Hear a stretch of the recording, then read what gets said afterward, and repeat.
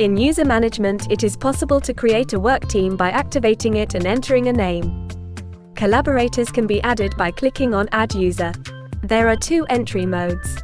For users already registered in the Supremo console, simply enter their account email and click on Add.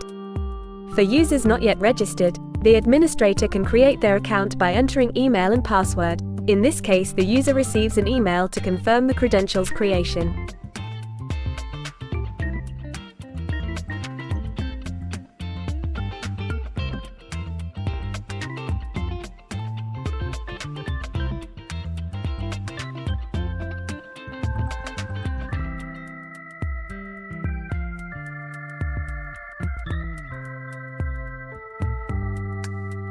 In the list of collaborators, users and operators can be managed.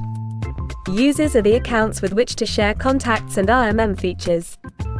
The number of users is unlimited.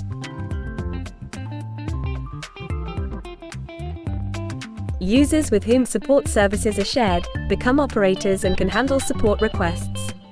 The number of available operators corresponds to the number of simultaneous connections of the license. A counter at the top shows the users and operators in the team.